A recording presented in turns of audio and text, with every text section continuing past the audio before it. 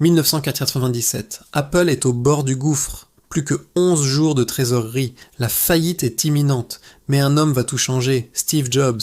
Et s'il n'était jamais revenu, découvrons ce monde parallèle terrifiant. En 1997, Apple perd $1 milliard par an.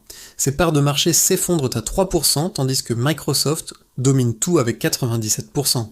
Les employés fuient le navire qui coule. Les produits sont médiocres, la marque est mourante.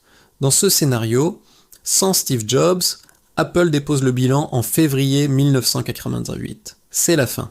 Février 1998. Apple disparaît. Microsoft rachète quelques brevets pour 150 millions. IBM récupère les usines. 12 000 employés perdent leur travail. La Silicon Valley pleure une icône. Mais personne n'imagine encore les conséquences catastrophiques de cette disparition. Bienvenue en 2007, l'année qui aurait dû être celle de l'iPhone. Mais sans Apple, pas d'iPhone. Nokia et BlackBerry dominant avec leur clavier physique, les smartphones restent des outils professionnels ennuyeux. Pas de révolution tactile, pas d'App Store, pas d'écosystème mobile. Microsoft sort son Windows Mobile 7, mais c'est un échec. Le monde du mobile reste figé dans les années 2000. Et Android dans tout ça, sans la concurrence de l'iPhone, Google n'a aucune raison d'innover. Lancé en 2008, Android ressemble à BlackBerry, avec un clavier physique. Le tactile n'existe pas. Les applications mobiles sont primitives. Pas de révolution des apps. Pas d'Uber, pas de TikTok, pas d'Instagram sur mobile. L'ère du smartphone n'arrive jamais vraiment. Sans l'App Store, c'est toute l'économie des applications qui n'existe pas. 5 millions d'emplois ne sont jamais créés. Pas de développeurs indépendants, pas de start-up mobile. Instagram n'existe pas. WhatsApp reste un projet abandonné. Spotify reste uniquement sur PC. L'économie numérique perd 2000 milliards de dollars. Microsoft domine absolument tout. Les PC, les serveurs, les mobiles. C'est un monopole absolu, sans innovation. Sans la guerre entre Apple et Samsung, il n'y a pas de course à l'innovation. Les écrans restent petits et pixelisés. Pas d'écran Retina. Les tablettes n'existent pas vraiment.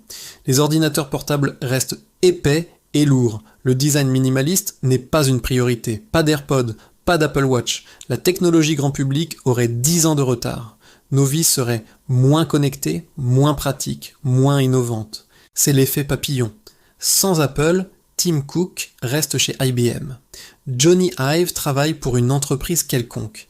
Les milliers de millionnaires créés par Apple n'existent pas. La Silicon Valley perd son symbole de réussite et les entrepreneurs n'ont plus le même rêve. L'innovation ralentit partout. Le design devient secondaire. La technologie reste froide, corporative. Microsoft impose sa vision ennuyeuse du monde. Heureusement, Steve Jobs est revenu en 1997. Il a sauvé Apple. Il a créé l'iPod, l'iPhone, l'iPad. Il a révolutionné la musique, les téléphones, les tablettes. Il a inspiré des millions d'entrepreneurs. Il a prouvé qu'une entreprise peut changer le monde.